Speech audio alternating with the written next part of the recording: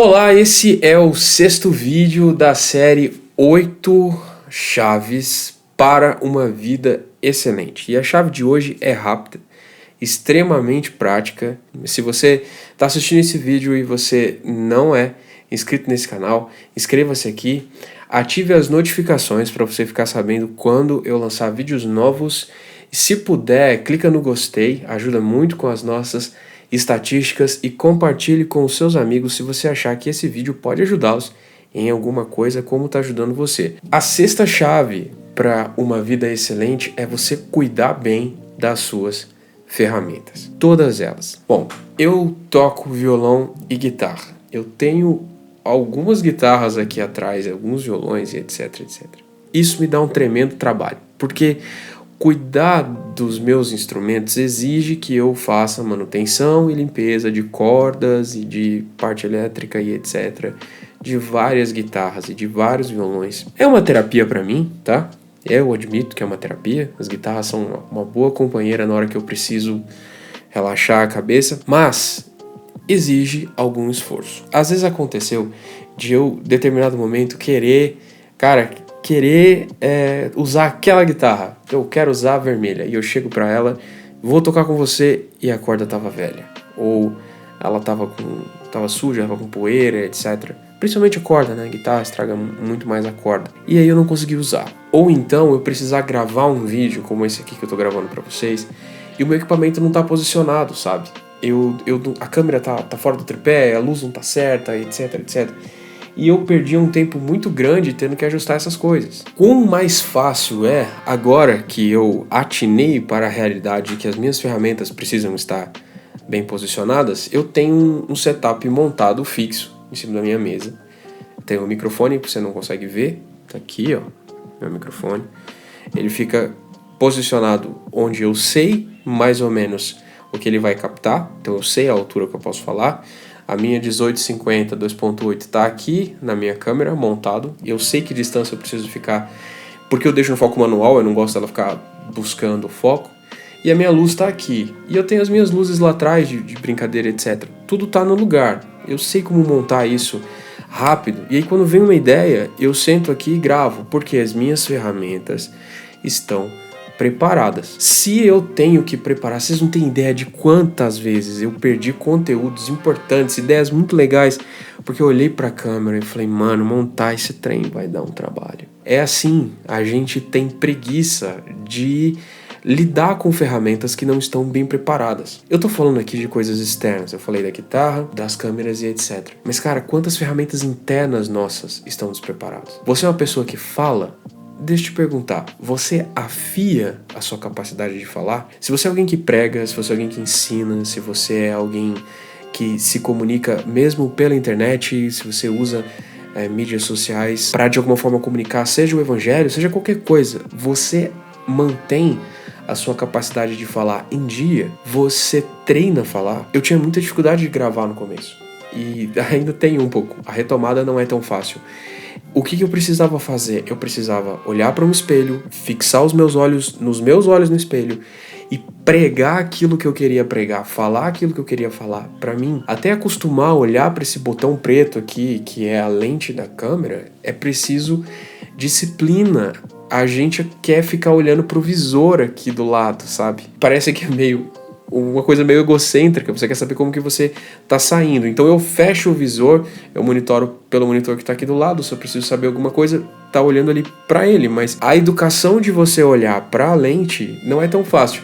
Se você já gravou alguma coisa na sua vida, já gravou algum conteúdo, especialmente sozinho, que é como eu gravo aqui. Hoje eu tenho companhia, eu tô o Gabriel Mota, famoso Motão, tá aqui comigo, não tá me ajudando, mas ele tá aqui me fazendo companhia. Exige disciplina você olhar para isso aqui fixamente. Não é uma pessoa, não tem resposta.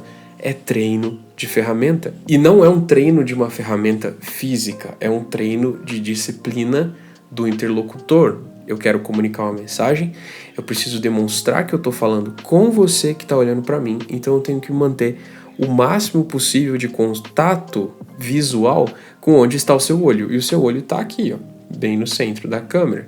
a menos que você esteja distraído com alguma coisa no meu cenário e eu não tenha previsto isso. A sua capacidade de raciocinar, de estabelecer lógica e de interpretar texto, você mantém isso afiado? Interpretação de texto poderia salvar o brasileiro, especialmente o crente brasileiro, porque o crente brasileiro parece ter uma dificuldade de interpretar texto muito grande. Primeiro porque ele não lê. Então, se ele não lê o texto, ele vai ser enganado por qualquer pessoa que disse que leu o texto e que entendeu o texto. Mas se ele lesse o texto, talvez ele fosse menos enganado. Menos enganado ainda seria ele se ele aprendesse a interpretar o texto.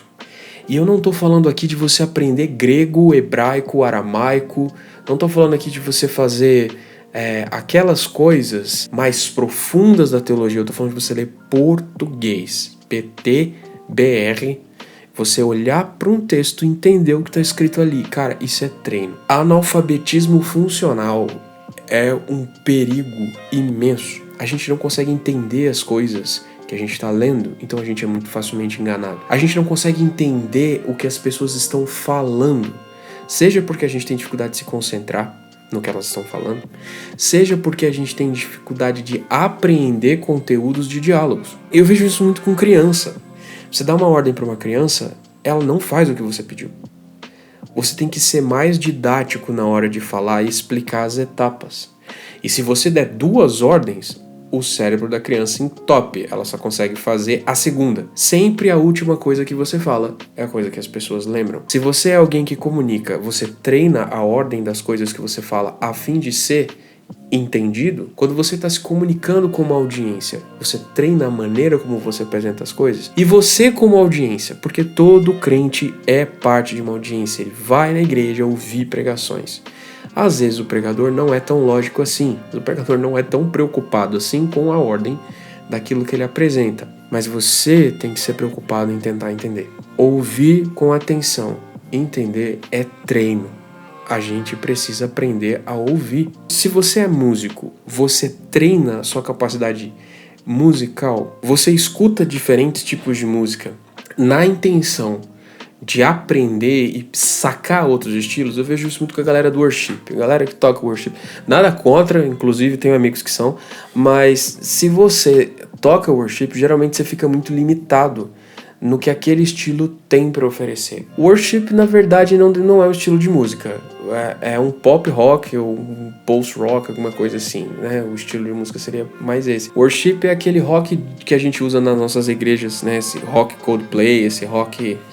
É bem rock Coldplay mesmo. Talvez o U2 tenha inventado o worship. Se você for pensar, o estilo de rock que define o que a gente ouve hoje nas nossas igrejas e que toca hoje nas nossas igrejas, muito é do Hillsong, e o Hillsong é muito influenciado pelo U2. Se você escuta outros tipos de música, você consegue ligar e entender da onde vem o worship.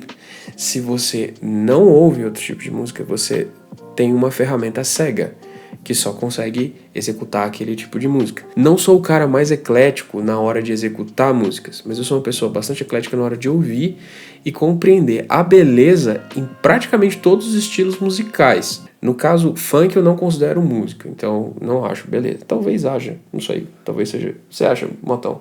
Beleza. Beleza no funk? Beleza. Vou te tirar do meu testamento, velho. Batidão. Não, batidão.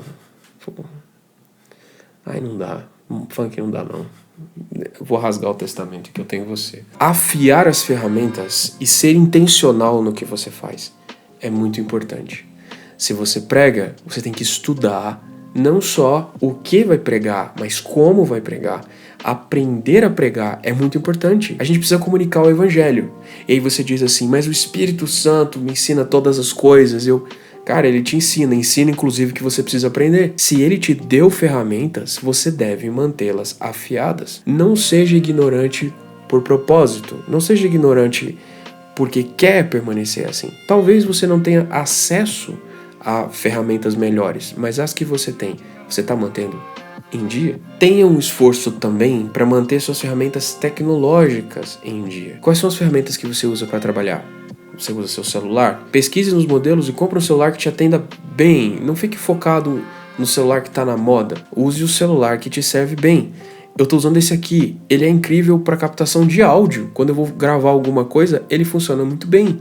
Eu consigo fazer um vídeo de qualidade usando o celular. Legal, comunicar é parte do meu trabalho, então eu tenho uma ferramenta adequada. Agora, não serve para jogar. Tudo bem, jogar não faz parte da minha necessidade. Às vezes acontece de você chegar numa comunidade de fé, numa igreja, e o som não funciona bem. Atrapalha muito a hora que você vai falar, os retornos são muito altos ou estão rachando, o microfone não é bom, tem mau contato, os cabos têm problema, e sabe, tudo isso podia ser resolvido com uma pessoa olhando para aquilo e entendendo aquilo é uma ferramenta e aquilo serve o culto. Eu não tenho que colocar o som da igreja como uma prioridade acima das pessoas, mas no momento em que o som da igreja serve as pessoas para melhor audiência do momento do louvor e especialmente do momento da pregação, então eu preciso cuidar daquela ferramenta. As cadeiras da igreja não precisam ser as mais caras, mas as pessoas ficam sentadas ali, às vezes ouvindo uma palestra, por mais de 1 hora. É importante que elas tenham um mínimo de conforto. É essencial que a gente afie as ferramentas, que a gente cuide bem delas.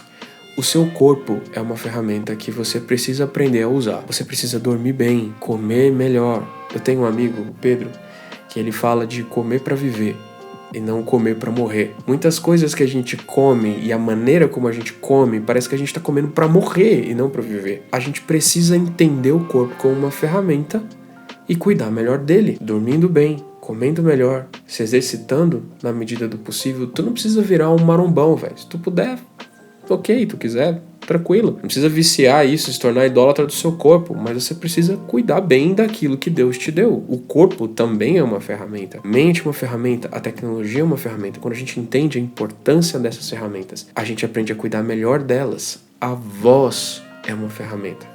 E não só se você canta. A voz é uma ferramenta para quem fala, sempre. A gente fala sem cuidado, sem aquecimento, sem disciplina. Às vezes não é nem questão de destruir a ferramenta, é só ter uma ferramenta cega. Quem cozinha sabe o quanto que uma faca faz diferença. A faca bem afiada, e ok, uma boa tábua de carne também, são os melhores amigos de um cozinheiro. Se você tem uma boa faca, você faz coisas incríveis na cozinha. Sem uma boa faca, é terrível. Chegar numa casa, foi convidado para cozinhar uma vez numa casa e não, faz aí, tal, tenho tudo. Chegou a faca, não estava afiada. Cara, que sofrimento. Cortar uma cebola sem uma faca afiada é terrível. Pense que você é a faca nas mãos de Deus. Deus quer usar você, vaso, mas você é um vaso ruim.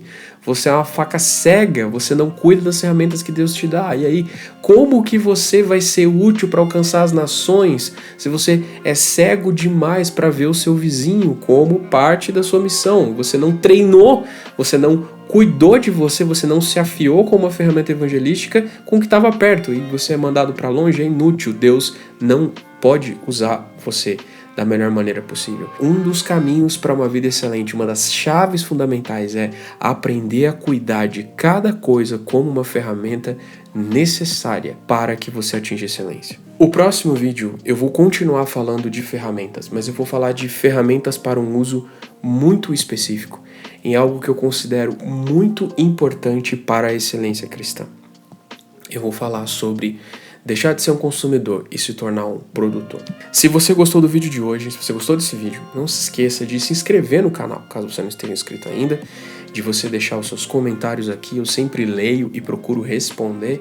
Clica no gostei, ajuda muito a gente com as métricas, com as estatísticas do canal. Se esse vídeo ajudou você de alguma forma, compartilhe ele com alguém, compartilhe esse conteúdo para ajudar outras pessoas a manter suas ferramentas em dia, ferramentas pessoais, tecnológicas, mentais, etc. Manter as ferramentas em dia. Pode ser que você use esse vídeo como uma indireta para aquele seu amigo que é uma faca cega.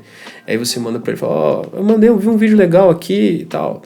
Quem sabe seja uma forma de você começar um diálogo e ajudar aí o seu irmão. Um abraço e até o próximo vídeo. Tchau!